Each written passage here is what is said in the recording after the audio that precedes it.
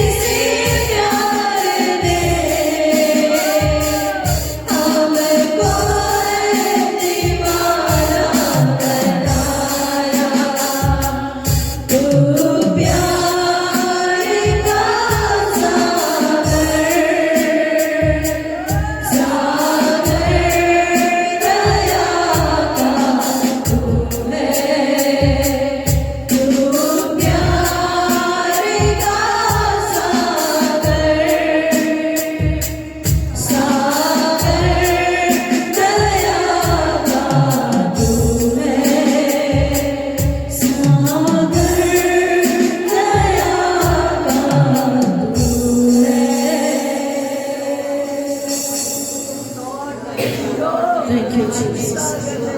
धन्यवाद यीशु आपके प्रेम के लिए परमेश्वर। राजा आपने आपके लोगों को बहाकर परमेश्वर पिता मुझे आपका बेटा आपकी बेटी बनाया है परमेश्वर पिता। आपका निवास स्थान आपने मुझे बनाया है यीशु। मैं आपका निवास स्थान हूँ। आप पवित्र आत्मा मैं आपका निवास स्थान हूँ। होने पाए प्रभु जैसे आप पवित्र हैं मैं आपके ये निवास स्थान को पवित्र बनाए रखूं। कोई संसारिक बात नहीं, कोई अपवित्रता प्रभु आपके ये निवास स्थान को खराब न करने पाए। सहायता कीजिए यीशु। Thank you Jesus. मेरी सांस में तेरी सांस है, मेरे रूह में पाक रूह, मेरी आँख में तेरी आँख है, मेरे हाथ में तेरा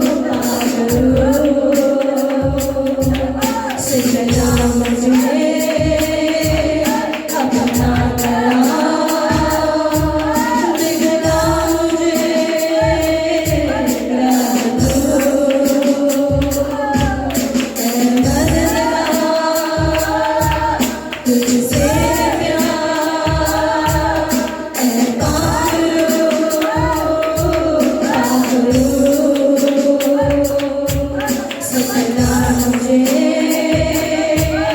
अपना गला, निगला मुझे प्यार तू, तूने मुझको चुना, मुझ में रहने लगा, ऐसा मुझ पे करम है दिया। पापी इतना बड़ा जो गुनहगार था, अपना बेटा मुझे कर दिया। मैं मंदिर हूँ तेरा, जिंदा घर हूँ तेरा।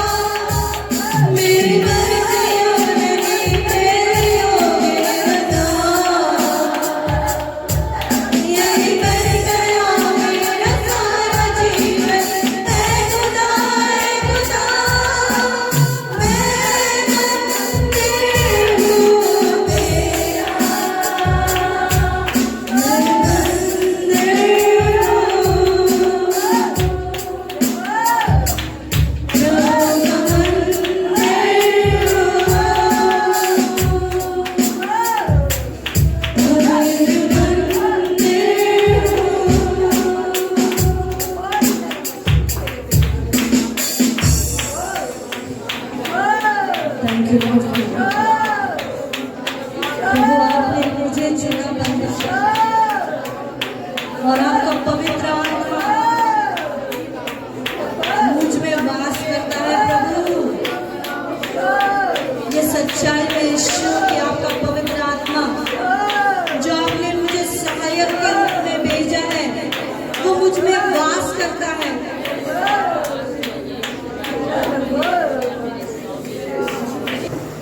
आइए प्रेस के वचन में से पढ़ने का हम निकालेंगे नीति वचन उसका अध्याय 10, नीति वचन अध्याय 10 और 1 से लेके 15 वचन तक हम बारी बारी से पढ़ेंगे। नीति वचन 10 1 से लेके 15 तक।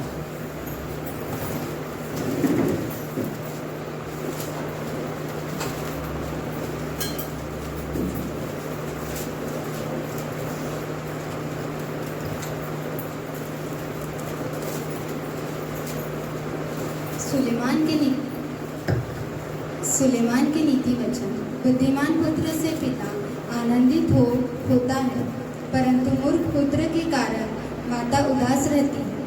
दुष्टों के वेतन से लाभ नहीं होता, परंतु धर्म के कारण मृत्यु से बचाव होता है।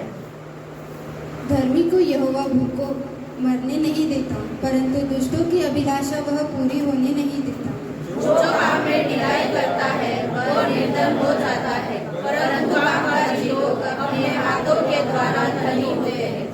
जो बेटा धूपकाल में बटोरता है वह बुद्धि से काम करने वाला है, परंतु जो बेटा कटनी के समय भारी नींद में पड़ा रहता है वह लज्जा का कारण होता है। धर्मी पर बहुत से आशीर्वाद होते हैं, परंतु दुर्लभ दुष्टों का मुँह छा लेता है। धर्मी को स्मरण करके लोग आशीर्वाद देते हैं, परंतु दुष्टों का नाम मिट जाता है। जो बुद्धिमान है वह आज्ञा को स्वीकार करता है, परंतु जो बकवादी और मूढ़ है वह मचाड़ खाता है। जो खराई से चलता है वह निडर चलता है, परंतु जो टेढ़ी चाल चलता है उसकी चाल प्रकट हो जाती है। जो नैन से सहन करता है उससे औरों को दुख मिलता है, और जो बकवादी और मूढ़ है वह मचाड़ खाता है। धर्मी का मुंह तो जीवन का सोता है, परंतु उपद्रव दुष्टों का मुंह छा लेता है। वैर से तो झगड़े उत्पन्न होते हैं, परंतु प्रेम से सब अपराध ढक जाते हैं। समझ वालों के वचन में बुद्धि पाई जाती है, परंतु निर्बुद्धि की पीठ के लिए कोड़ा है। बुद्धिमान लोग ज्ञान को रख छोड़ते हैं, परंतु मूढ़ के बोलने से विनाश कर आता है। आखिरी वचन हम साथ में पढ़ेंगे। धनी का धन उसका गुरु नगर है, परंतु कंगाल की निर्धनता उसके विनाश का कारण है। Let us close our eyes and pray. आइए हम अपनी आंखों को बंद करेंगे, हम प्रार्थना करेंगे। Father, we glorify your name for this time. प्रभु आपके नाम को महिमा देते हैं इस समय के लिए। As we are going to meditate on your word, प्रभु जैसे आपके वचन पर हम मनन करने जा रहे हैं, help us in this study. प्रभु सहायता कीजिए हमारी इस अध्ययन में। Give us ears to hear your word प्रभु हमें कान दीजिए कि आपके वचन को हम सुन सके, and give us such a mind that will understand your word. और ऐसा मन दीजिए प्रभु, ऐसी समझ दीजिए कि आपके वचन को हम समझ पाए। And Holy Spirit, help us to apply your word in our life. और पवित्र आत्मा हमारी सहायता कीजिए कि आपके वचन को हम अपने जीवन में लागू कर पाए। You are alive आप जीवित हो, and help us to be alive with you. और हमें हमारी सहायता कीजिए कि हम भी आपके साथ जीवित रहें। Thank you, Father, for you are here. प्रभु धन्यवाद देते कि आप हमारे मध्य में हैं, And we believe you are ministering your word to us, Holy Spirit. और पवित्र आत्मा हम ये मानते हैं कि आप हमारी अगुवाई कर रहे हैं आपके वचन में। We commit ourselves and we surrender totally our mind, soul, body, heart, everything to you. प्रभु हम अपना शरीर, प्राण, आत्मा पूरी रीति से आपके अधीन करते हैं। Thank you, Father. धन्यवाद प्रभु, In Jesus' name we pray. यीशु के नाम से प्रार्थना करते हैं, Amen. आमीन। So still today we will see 1 Corinthians chapter 3. और आज भी हम पहला कुरिन्थियों उसका अध्याय 3 इसी पर ही मनन करेंगे। So in 1 Corinthians chapter 3, और पहला कुरिन्थियों अध्याय 3, last Sunday we studied और पिछले रविवार हमने देखा that there are such a teachings और ऐसी कुछ शिक्षाएं हैं which are like gold, जो सोने की तरह है, which are like silver, जो चांदी की तरह है, and which are like precious और कुछ stones. बहुमूल्य पत्थर की तरह है। And then we see some of the teachings और हम कुछ शिक्षाओं को देखते हैं that are like wood जो लकड़ी के जैसे हैं, that won't face the day of the Lord, which is revealed by fire. और परमेश्वर का दिन जो अग्नि से आने वाला है, वो दिन का वो सामना नहीं कर So पाएंगे। what is that which is like gold? तो वो बात क्या है जो सोने की तरह है, And what is that which remains when it encounters or faces the day of the Lord, which comes by fire?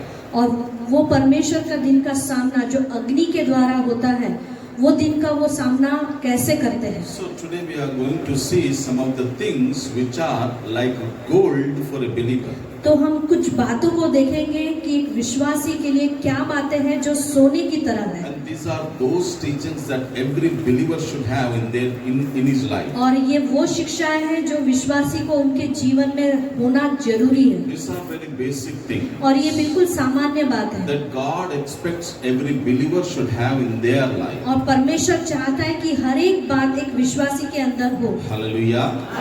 So we are going to meditate from chapter 3 of 1 Corinthians. और हम आज जो मनन कर रहे हैं वो पहला कुरिन्थियों अध्याय 3, The basic things that God expects a believer to do. और सामान्य बातें जो परमेश्वर चाहता है कि एक विश्वासी करे। You see, we have so many things as basic in our life. और हमारी दिनचर्या में ऐसी बहुत सारी बातें हैं जो सामान्य हैं। Whether we are young or old, we do those things. हाँ, भले ही हम जवान हो या बुजुर्ग हो, हम वो बातों को करते हैं। Whether we are a man or a woman, we do that thing. हम भले ही स्त्री हो या पुरुष हो, हम उन बातों को करते हैं। Whether we are educated or uneducated, we do those things. भले ही हम पढ़े लिखे हो या अनपढ़ हो, उन बातों को हम करते So हैं। what are those basic things? तो वो सामान्य बातें क्या है? The basic things of this world or in this world people do is और सामान्य बातें जो बातें इस संसार में लोग करते हैं वो यह है कि every day they will have food. हर दिन वो खाना खाते That हैं, is a basic thing. वो सामान्य बात है। They drink water. वो पानी पीते हैं। What do you think? All the women they don't eat and all the men they eat? क्या आप ऐसा सोचते हैं कि स्त्री लोग खाना नहीं खाते और केवल पुरुष लोग ही खाना खाते हैं? Everybody have food. हर एक व्यक्ति खाना खाता है, Educated, uneducated, पढ़ा लिखा हो या अनपढ़ हो, हर एक young or old, बुजुर्ग हो या जवान हो, male or female. स्त्री हो या पुरुष हो, That is the basic thing. वो सामान्य बात है। It doesn't relate it to your education. वो आपके पढ़ाई लिखाई से उसका कोई लेन देन नहीं, Because you are educated, so having food. क्योंकि आप पढ़े लिखे हैं इसलिए खाना खा रहे हैं। You didn't study, you are no अंगूठा छाप, so you don't have food. आपने पढ़ाई नहीं किया, आप अंगूठा छापे इसलिए आप खाना नहीं खा सकते। Is it like that? क्या ऐसा कुछ है क्या? No. नहीं, Everyone have food. हर एक व्यक्ति खाना खाता So है। in the same way, everyone wear clothes. उसी तरह हर एक व्यक्ति कपड़े पहनते हैं। Do you say only educated wear clothes and uneducated don't wear? ऐसा कुछ है क्या? जो पढ़े लिखे वही कपड़े पहनते हैं और जो अनपढ़ है वो कपड़े नहीं पहनते?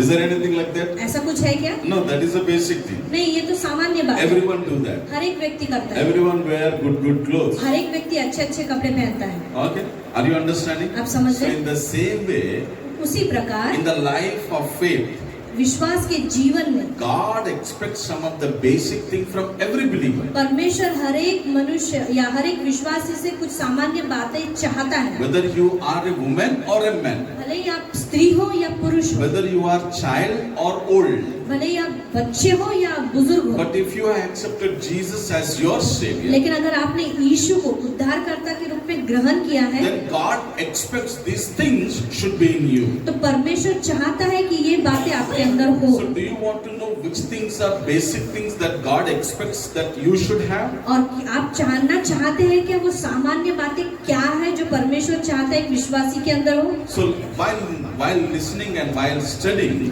और सुनते वक्त भी और ध्यान देते वक्त भी, if you see something is missing in your life, अगर आप देखते हैं कि कुछ बातें आपके जीवन में नहीं है, add it to your life. तो ये सारी बातें अपने जीवन में लागू करना आरंभ करो Hallelujah. So sit with expectation. और अपेक्षा के साथ बैठो Sit with a teachable or a learning spirit. और सीखने के मनसा के साथ We बैठो। are seeing the spiritual things of God. हम परमेश्वर की आत्मिक बातों को देख The रहे हैं, things that can change our spiritual life. वो बातें जो हमारे आत्मिक जीवन को बदल देंगी। It is very important. और ये बहुत महत्व रखता This है। is important for men.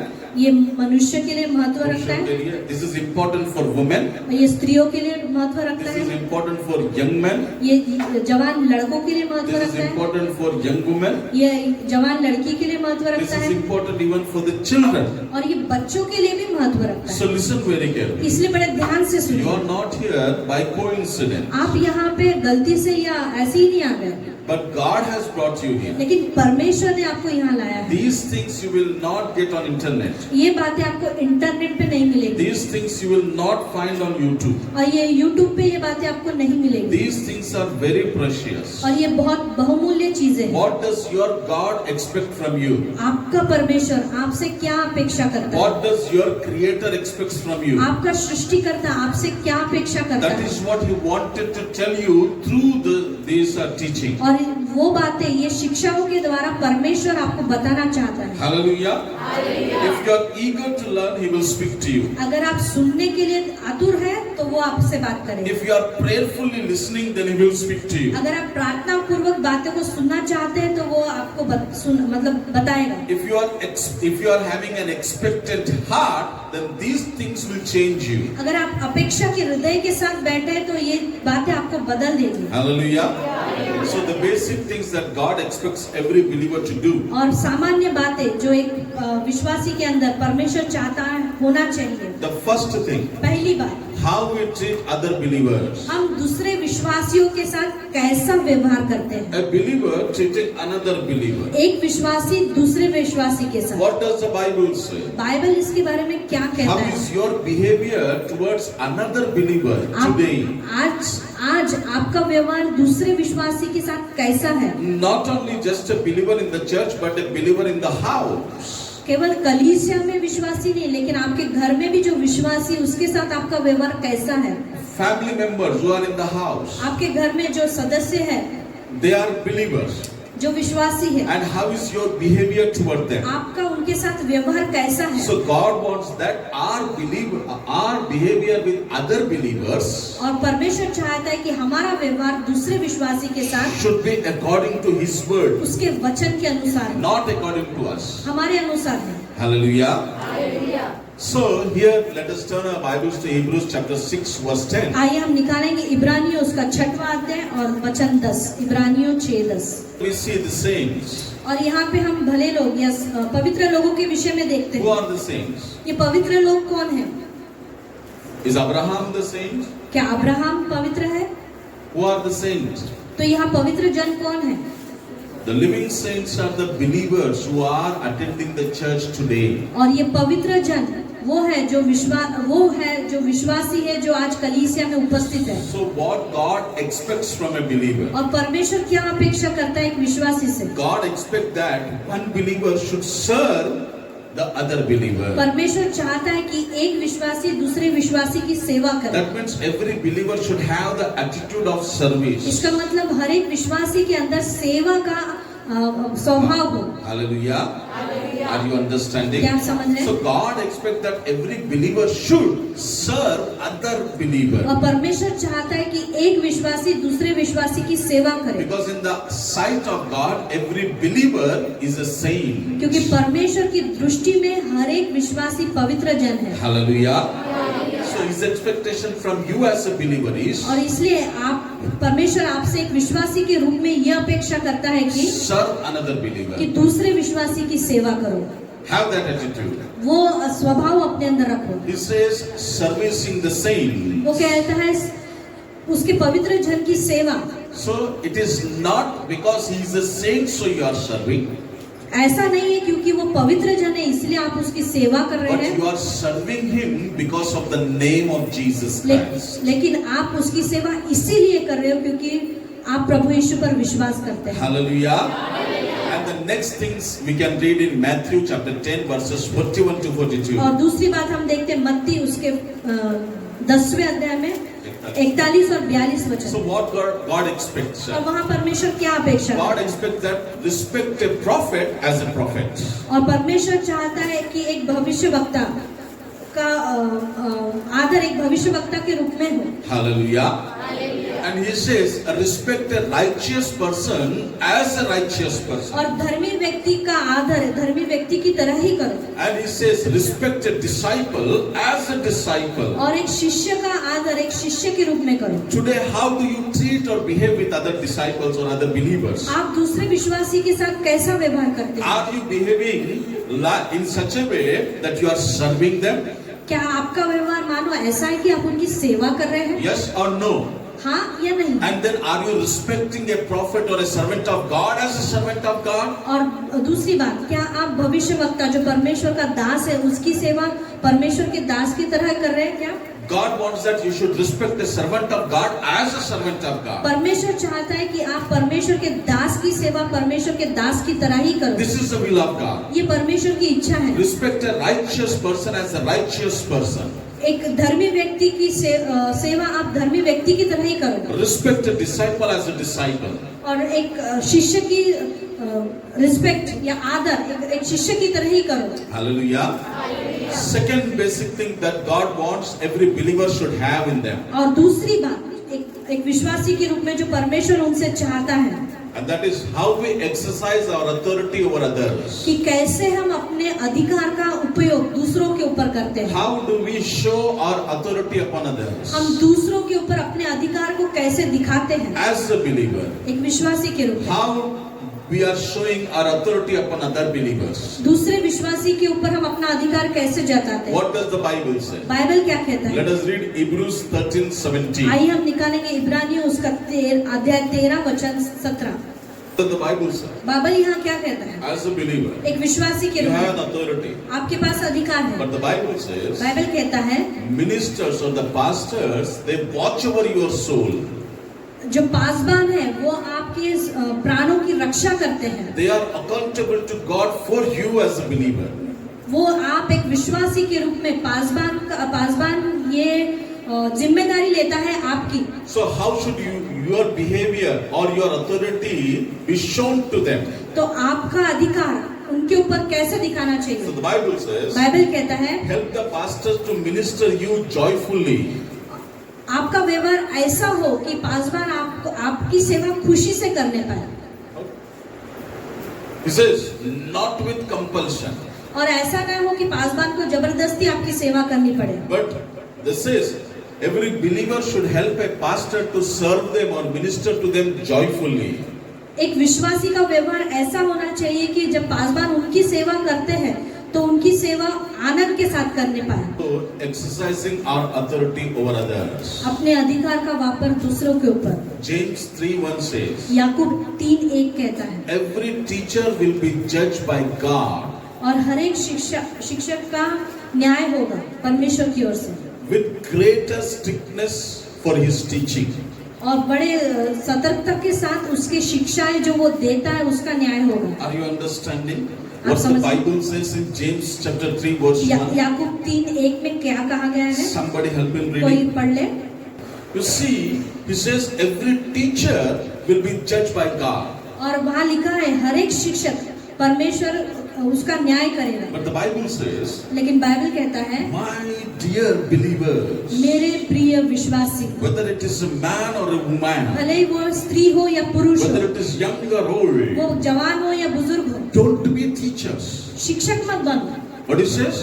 लेकिन वो क्या कहता है? What he says? He says, don't be teachers. वो क्या कहता है कि शिक्षक मत बनो। Why? क्यों? Because God will judge the teachers very strictly. क्योंकि परमेश्वर उनका न्याय बहुत सतर्कता के साथ See, करेगा। many a times, teacher means not standing before the crowd and preaching.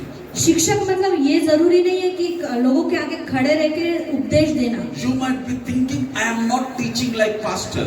आप ये सोच रहे होंगे तो मैं पासबान की जैसे खड़े रहकर उपदेश थोड़ी ना दे रहा हूँ। And Bible doesn't denote or signifies in such a way teaching. और इस तरीके से शिक्षा का कोई बाइबल में लिखा भी नहीं है। But what the Bible says लेकिन is, बाइबल क्या कहता है? as a parent, एक माँ बाप के रूप में, as a husband, एक पति के रूप में, as a wife, एक पत्नी के रूप में, as an elder in the family, घर में बड़ा रहने के कारण, as a believer, एक विश्वासी के रूप में, as an elder brother or elder sister, एक बड़े भाई बड़े बहन के रूप में, what you are teaching to others, आप दूसरों को क्या सिखा रहे हैं? while talking to them, दूसरे से बात करते वक्त, whether it might be a parent saying something to the children, हो सकता है माँ बाप अपने बच्चों को कुछ सिखा रहे हैं। what you are teaching, आप क्या सिखा रहे हैं? if your teaching is correct according to the word, अगर आपकी शिक्षा वचन के अनुसार सही है then you are in safe side. तो आप सेफ हैं। But if your teaching is not according to the doctrine of the word of God, लेकिन अगर आपकी शिक्षा बाइबल के सिद्धांतों के अनुसार नहीं है who is going to judge you? तो आपका न्याय कौन करेगा? Who is going to judge you? तो आपका न्याय कौन करेगा? It is God who is going to judge you. परमेश्वर आपका न्याय करेगा। Are you understanding? क्या आप समझ रहे हैं? Are you understanding? क्या आप समझ It रहे is हैं? God who is going to judge you. ये परमेश्वर है जो आपका न्याय So करेगा। what you are telling to others or other believers is, no, be careful. इसलिए जब आप दूसरे विश्वासी को कुछ बातें कहते हैं तो बड़े सावधान रहें। It is very important. Without teaching, there is no believer life. और बिना शिक्षा के कोई विश्वासियों का जीवन ही नहीं है। Every believer should know this. और इसलिए हर एक विश्वासी ये बात को जाने, Whenever you are teaching to somebody, आप जब किसी को शिक्षा दे रहे हैं, if it is not according to the word, अगर वचन के अनुसार वो शिक्षा नहीं है then you know who is going to judge you. तो आप जानते हैं क्या कि आपका न्याय कौन करेगा? It is God who is going to judge तो you. परमेश्वर है जो आपका न्याय करेगा। What we should do? लेकिन हमको क्या करना है? We have to share the gospel. लेकिन हमको एक बात जो करनी है वो है कि सुसमाचार सुनाना। Hallelujah. And what we can do? और हम क्या कर सकते हैं? Listen the teaching very carefully. गिरी दीदी के जैसा. और गिरी दीदी के जैसे जो भी शिक्षा यहाँ हम देते हैं उसको अच्छे से सुनकर Go and tell to your family अपने members. घर परिवारजनों को बताएं। Hallelujah. Don't add to it. Don't take out from it. उसमें अपने तरफ से कुछ न डालें और कुछ न निकालें। Hallelujah.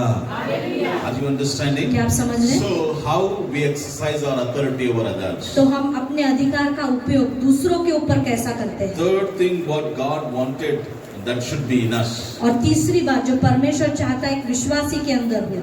How we employ our God-given abilities. और परमेश्वर ने जो हमें एबिलिटी दी है या जो हमें गुण दिए हैं वो गुणों का हम उपयोग कैसे करते हैं? Everybody is having some God-given talent in you. और परमेश्वर ने हर एक मनुष्य को कुछ ना कुछ तो गुण दिया है। Whether you are educated, uneducated, अब हो सकता है पढ़े लिखे हो या कम पढ़े लिखे हो, man or woman, स्त्री हो या पुरुष हो, everybody, God has endued you with some ability or some talent. और परमेश्वर ने हर एक मनुष्य को कोई ना कोई गुण दिया है। And how do we use our God-given abilities or talent? और वो परमेश्वर ने जो गुण हमें दिया उसका हम वापर कैसे करते हैं? First thing, what the Bible says और is, पहली बात जो बाइबल कहता है in 2 Timothy 1:6, दूसरा तिमोथी 1:6 में Paul says to Timothy, पौलुस कहता है तिमोथियुस से, whatever God has given to you through our laying on of hands on you,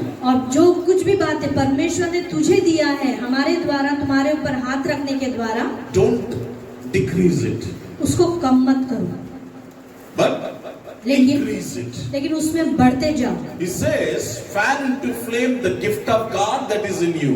और परमेश्वर के द्वारा जो दान तुम्हें मिला है उसमें और अधिकाई से बढ़ते जाओ। Hallelujah.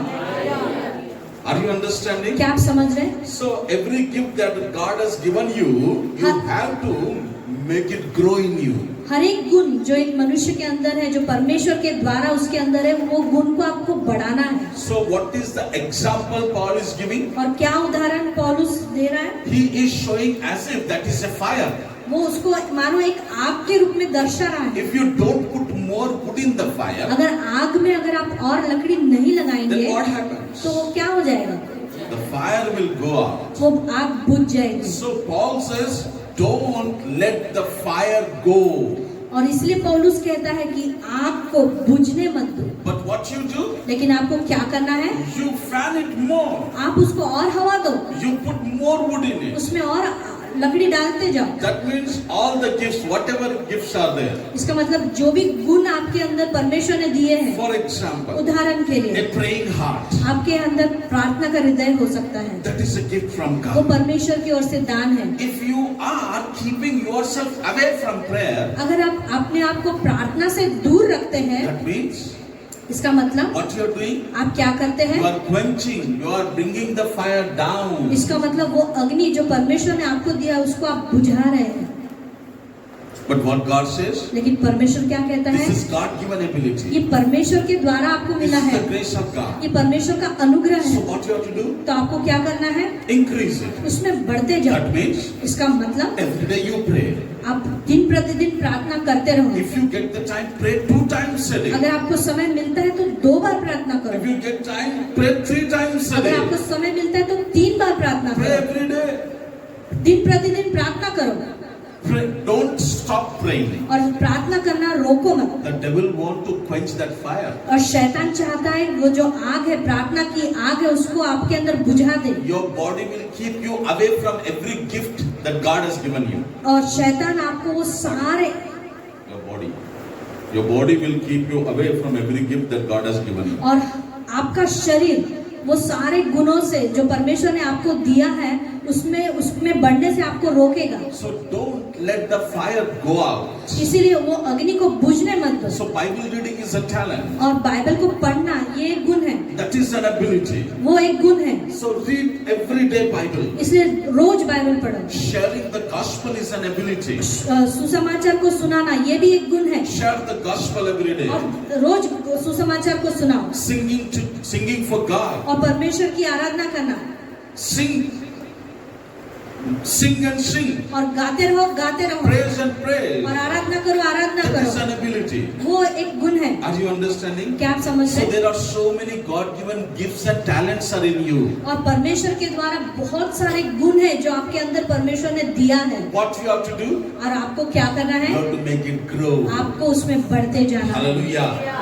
In 1 Corinthians chapter 12, 4 and 11 says, और पहला कुरिन्ती उसका 12वां अध्याय उसका 4था वचन कहता है। God has given one spirit to all the people of the church. और उसमें लिखा है कि परमेश्वर ने एक ही आत्मा सभी को दिया है, In the same mission.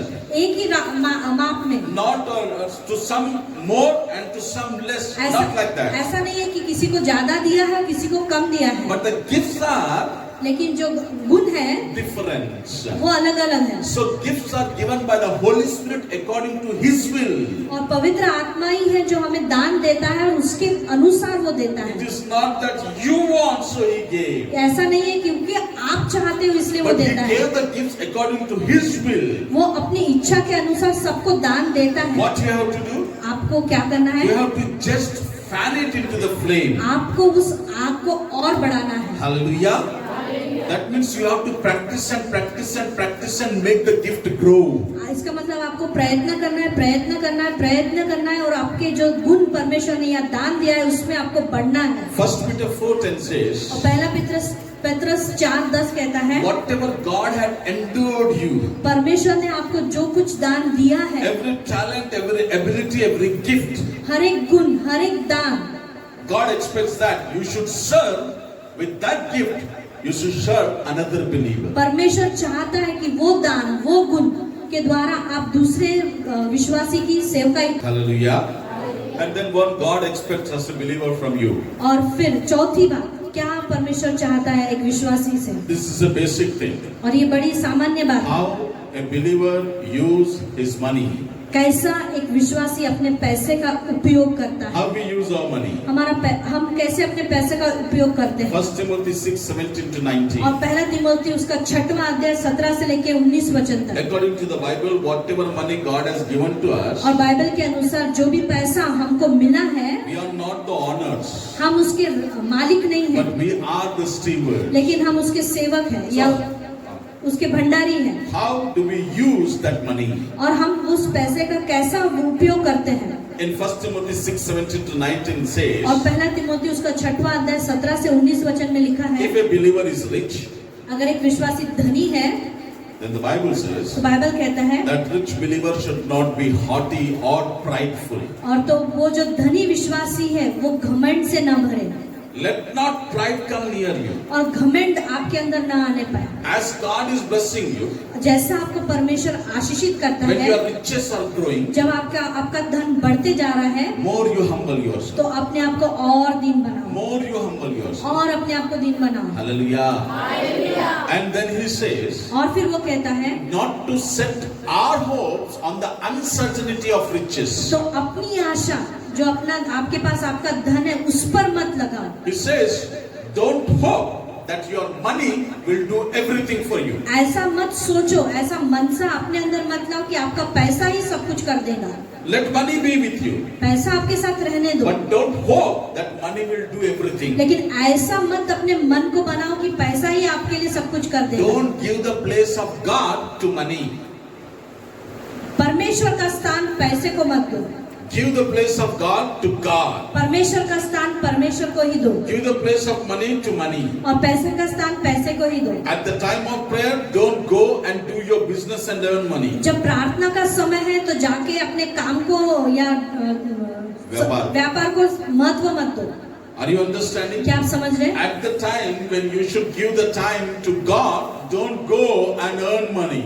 जब वो समय परमेश्वर को देने का है तो जाके पैसे कमाने के लिए मत सोचो। That means you are giving the place of God to money. इसका मतलब आप परमेश्वर का स्थान पैसे को दे रहे हो। So the Bible says, Bible कहता है don't set your hopes on the uncertainty of riches. इसलिए बाइबल कहता है कि अपनी आशा जो अल्पकालिक है उन बातों पर मत लगाओ। So the riches or the money is uncertain. और पैसा और धन ये अल्पकालिक है। Today it is there and today it will not be there. आज अभी यहाँ पैसा है, फिर बाद में कल रहेगा नहीं रहेगा। Today the money is helping you, but tomorrow maybe the money may not help you. आज शायद आपका पैसा आपको सहायता कर रहा हो, लेकिन कल आपकी सहायता करे या ना करे। Are you understanding? क्या आप The समझ रहे Bible हैं? says बाइबल कहता God है is same yesterday, today and forever. Bible कहता है परमेश्वर आज कल और युगानुयुग एक सा है। Money is not like that. लेकिन पैसा ऐसा नहीं है, Riches is not like that. धन ऐसा नहीं So है। don't set your hopes on riches. इसलिए अपना मन धन पे मत लगाओ। But he says, set your hope on God. लेकिन वो कहता है कि अपना पूरा मन परमेश्वर पर लगाओ। Hallelujah. Set your hope on God. अपना मन पूरी रीति से परमेश्वर के ऊपर लगाओ। Set your hope on God. अपनी आशा परमेश्वर के ऊपर लगाओ। Set your hope on God. अपनी आशा परमेश्वर के ऊपर Then लगाओ। again he says, फिर वो कहता है be good and be rich in good works. अच्छे रहो और अपने भले कामों से धनी बनो। Hallelujah.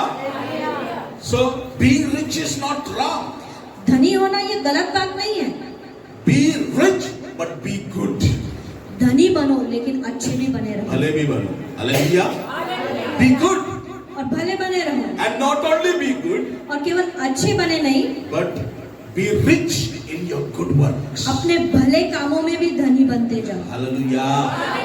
Then again he says, और फिर वो कहता है storing treasure as a good foundation for future. और धन को हाँ, अपने भविष्य के लिए संभाल के रखो। अच्छी नींव के रूप में रखो. Let your treasures of good work. Okay, I missed a point. Be generous and ready to share. और हर वक्त If you are rich, अगर आप धनी हैं The Bible says, बाइबल कहता है be generous, उदार रहो, बने रहो and ready to share. और हर वक्त उदार बने रहो और अपना धन औरों के साथ शेयर करने के लिए तैयार रहो। बांटने के लिए तैयार रहो। मनी के बारे में बोल रहा है। धन के बारे में बोल रहे हैं। Are you understanding? So always be ready to share with others. और हर वक्त तैयार रहो कि अपना धन औरों के साथ आप बांट सकें। And when you do this, और जब आप ये काम करते you हैं, are storing up a treasure of good works इसके द्वारा आप भले कामों को जमा करते हैं as a good foundation for the future. अपने भविष्य के लिए एक अच्छे नींव की तरह। And then we see in 2 Corinthians 9, 6 and 7 और दूसरा कुरिन्थियों उसका 9वां अध्याय 6वां और 7वां वचन says, sow wisely. वहाँ लिखा है बुद्धिमानी के साथ बो। God has given you money. परमेश्वर ने आपको पैसा दिया है Your hard work God has blessed. और परमेश्वर ने आपकी मेहनत को आशीषित किया Now है you have some money. और अभी आपके पास पैसा है। But the Bible says, लेकिन बाइबल कहता है God blessed you with this money. परमेश्वर ने आपको पैसे से आशीषित किया, So be wise when you are using that तो money. इसलिए बुद्धिमान बनो जब आप आपका पैसा इस्तेमाल करते So हो wisely. और बुद्धिमानी के साथ उसको बो। And then he says, God loves a cheerful giver. और फिर वो कहता है कि परमेश्वर उल्लास से देने वाले से आनंदित होता है। In 1 Corinthians chapter 16 verse 2 और says, पहला कुरिन्थियों उसका 16वां अध्याय उसका दूसरा वचन कहता है, Paul is encouraging the church of Corinth. और पौलुस कुरिन्थी कलीसिया को उत्साहित कर रहा है। He says, वो कहता है every first day of the week. हफ्ते के पहले. पहला दिन, So the first day God is giving you a week. और परमेश्वर आपको हफ्ता देता है। So every first day of the week, हफ्ते का पहला दिन separate something for the ministry. सेवकाई के लिए कुछ अलग करो। Are you understanding? समझ रहे? What he says? वो क्या कहता है? He says, oh church, हे कलीसिया, whatever your financial status might be, आपकी आर्थिक परिस्थिति कैसी भी क्यों ना हो, but every first day of a week, हर हफ्ते का पहला दिन separate something for the ministry Se- of the saint. सेवकाई के लिए, पवित्र जन के लिए कुछ अलग करो। Hallelujah. How do you use your money? आप आपका पैसा कैसे यूज करते हैं? This is what God wants, that every believer should use their money in this way. और परमेश्वर चाहता है कि इस तरीके से एक विश्वासी अपना पैसे का उपयोग करे। Hallelujah. These are the basic things which every believer has to do. और ये सामान्य बातें हैं कि हर एक विश्वासी को करना है। Then he says, how much you suffer for Jesus. फिर पांचवी बात कि आप प्रभु यीशु मसीह के लिए कितना दुख उठाते हैं। Jesus said, यीशु ने कहा, as I am not of the world, जैसा मैं इस संसार का नहीं हूँ, you are not of the world. तुम भी इस संसार के नहीं हो। And he says, और वो कहता है, in this world you have tribulation. इस संसार में तुमको संकट आएंगे ही, In this world you will have suffering. और इस संसार में तुमको सताव होगा ही, Because of me you will have sorrow. और तुमको मेरे कारण दुख आएगा ही आएगा। But cheer up. लेकिन उत्साहित हो जाओ, I overcame the world. मैंने इस संसार को जीत लिया है। He says, I overcame the world. मैंने संसार को जीत लिया है। But as long as you will be in this world, और लेकिन जब तक तुम इस संसार में रहोगे, definitely you will suffer for my name's sake. निश्चित है कि मेरे नाम के खातिर तुमको सताव होगा ही। As a believer, how much you are enduring the suffering for Jesus. और एक विश्वासी के रूप में प्रभु यीशु के लिए आप कितना सताव को सहते हैं। If you see all these references, ये सारे रेफरेंस को अगर आप देखेंगे, Matthew 5:11-12, मत्ती 5वां अध्याय 11वां और 12वां वचन, and he says, because of me you will be rebelled. और वहाँ वो लिखता है कि मेरे कारण तुम्हारी निंदा होगी। So every believer has to suffer this reproach for Jesus. इसलिए हर एक विश्वासी को निंदा का सामना ही करना And पड़ेगा। again he says, और फिर वो कहता है persecution. सताव, And he says, और फिर वो कहता है everyone will utter all kinds of evil against you falsely. हर कोई व्यक्ति तुम्हारे खिलाफ झूठी बोलेगा। Are you understanding? Then he says, what you have to do? और फिर वो कहता है तुमको क्या करना है? You have to bear it. तुमको सारी बातों को सहन करना है। Don't dance upon their saying. उनके जो वो तुम्हारे खिलाफ बोलते हैं तो उसको लेके अपने आप की बढ़ाई मत करो। We read in 1 Peter 4:12. और फिर से पहला पत्रस उसका चौथा अध्याय 12वें वचन में हम पढ़ते You हैं। see there, Peter says, वहाँ पत्रस कहता है you will be tested by fiery trials. तुमको परीक्षाओं का सामना करना Let पड़ेगा, us read. Because you have to be tested.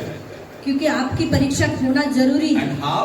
और कैसे होना है? Through fiery trials. और अग्नि में परीक्षाओं से। Hallelujah. So you have to suffer or you have to go through fiery trials आपको अग्नि में चीजों का सामना करना है for Jesus. यीशु के लिए। Are you going through? क्या आप उसका सामना करते हैं? And then in Mark 10:29-30, और मरकुस उसका 10वां अध्याय 29 से 30 वचन, it says sacrificing the loved ones और अपने प्रियजनों को बलिदान करके चढ़ाना for Jesus' sake. यीशु के लिए, For Jesus' sake. यीशु के लिए Sacrificing. बलिदान चढ़ाना। Every sacrifice has suffering in it. और हर एक बलिदान के पीछे दुख उठाना है। Now, when you have committed your life to Jesus, जब आपने अपने जीवन को परमेश्वर के प्रति समर्पित किया now है, you cannot say, अभी आप ऐसा नहीं कह सकते my father, my mother, मेरे पिता, मेरी माता, my sister, my brother, मेरी बहन, मेरा भाई, my property, my money. मेरी प्रॉपर्टी, मेरा पैसा। What the Bible says. Bible क्या कहता है? Anyone who wanted to follow me, और जिस किसी को मेरा अनुयायी होना है, what he has to do? उसको क्या करना है? हाँ? क्या करना है? Sacrifice. किसको sacrifice करना है? क्या क्या लिखा हुआ है? पढ़ो अपने बाइबल में सब लोग जोर से निकालो। मरकुस 10:29 और 30 पढ़ो। यीशु ने कहा, मैं तुमसे सच कहता हूँ कि ऐसा कोई नहीं जिसने मेरे और सुसमाचार के लिए घर या भाइयों या बहनों या माता या पिता या बाल बच्चों को या खेत 30 जोर से। और अब इस समय वो मौका न पाए, घरों और भाइयों और बहनों और माता और बाल बच्चों और खेतों को Sacrificing the loved ones. I didn't put property. खेत नहीं डाला उधर. I just put loved ones. मैंने वहाँ केवल प्रियजनों को ही लिखा है। And then if you read 2 Corinthians 4:17, अगर फिर आप फिर से दूसरा कुरिन्थियों 4:17 अगर आप पढ़ते the हैं, Bible says, बाइबल कहता है these light momentary afflictions prepare you for eternal glory. ये सारी जो अल्पकालिक बातें हैं, ये आपको सताव है, ये सारी बातें आपको अनंत काल के महिमा के लिए तैयार करती है। Read, everyone read. आइए हम पढ़ेंगे दूसरा कुरिन्थियों 4 अध्याय का 17 वचन। क्योंकि हमारा हल्का सा क्लेश हमारे लिए बहुत ही महत्वपूर्ण और अनंत महिमा उत्पन्न करता जाता है। He says light momentary affliction. हल्का सा पल भर का क्लेश। बोलो जोर से। ना through this God prepares you for eternal glory. और ये अल्पकालिक क्लेश के कारण परमेश्वर आपको अनंत काल की महिमा के लिए तैयार करता है। So are you experiencing the light momentary affliction? क्या आप कुछ ऐसे परिस्थितियों का सामना कर रहे हैं क्या? In Romans 8:18 we see और रोमियो 8:18 में लिखा हुआ है, all the sufferings that we are suffering now और सारी बातों का जो हम सामना करते हैं for Jesus Christ, यीशु के लिए, for God, परमेश्वर के लिए, comparing to the glory, these sufferings are nothing. और वो महिमा के आगे ये सारी समस्याएं कुछ भी नहीं The है। glory that God is going to give us, वो महिमा जो परमेश्वर हमको देने जा रहा है, all these sufferings are nothing in front of that glory. और वो महिमा के आगे ये सारी बातें कुछ भी नहीं है। So he says इसलिए वो कहता है, every believer has to हर एक विश्वासी को he has to suffer. उसको क्लेश का सामना करना ही है। Every believer has to suffer. हर एक विश्वासी को क्लेश का सामना करना ही है। God, he wants that every believer should suffer for Jesus. This is a basic thing. और ये बिल्कुल सामान्य बात है कि परमेश्वर चाहता है कि हर एक विश्वासी यीशु के नाम के लिए सताव को सहे। Are you understanding? Okay, then we see what he wants.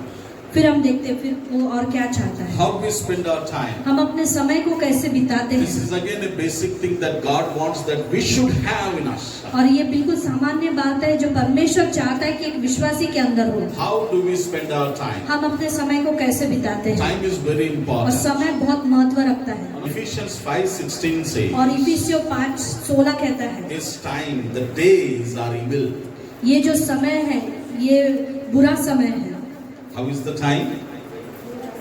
Bible says the time, the days are evil. और बाइबल कहता है ये समय बुरा समय है। So because the days are evil, क्योंकि समय बुरा है make the best use of the तो time. ये समय का सही इस्तेमाल करो। Hallelujah. Colossians 4:5 says, make the best use of time. और कोलोसियों 4:5 कहता है कि अपने समय का सही उपयोग करो। Why? क्यों? Because 1 Peter 1:17 क्योंकि says, पहला पत्रस 1:17 कहता है, God judges impartially according to each one's deeds that क्यों- we. क्योंकि परमेश्वर हर एक व्यक्ति का उसके कार्यों के अनुसार न्याय करता है। God judges how? पक्षपात, Impartially. बिना पक्षपात, So according to each one's deeds हर एक के काम के अनुसार, means how you are spending your time. कि कैसे आप आपके समय को बिताते हैं। Work means कार्य मतलब that is you are investing your time in it. इसका मतलब जो समय आप उसमें डालते हैं। So how you spend your time on this earth, आपका समय इस संसार में कैसे या पृथ्वी पर कैसे बिताते God हैं, is going to judge. परमेश्वर उसका न्याय करेगा। Are you understanding? आप समझ रहे हैं? Hallelujah.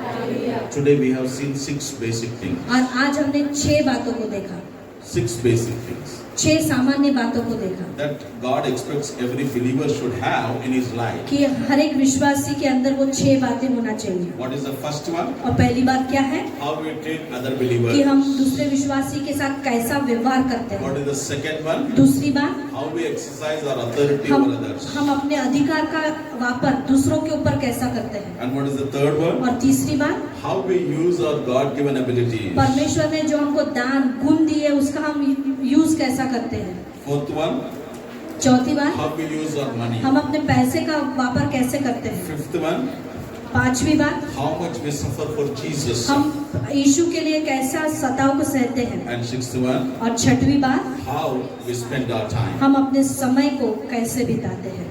More 6 are there. और 6 बातें हैं। Let us see next week. वो 6 बाकी की 6 बातें अगले हफ्ते हम देखेंगे। Hallelujah.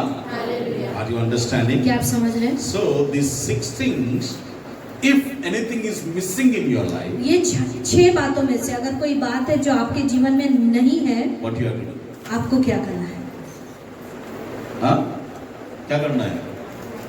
उसको अपने जीवन में लागू करना. Add that into your life. वो अपने जीवन में लागू करना है। Hallelujah.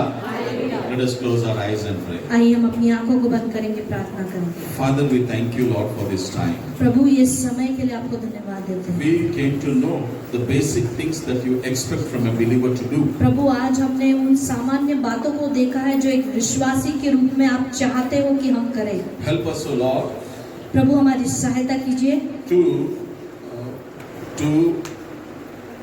to take this all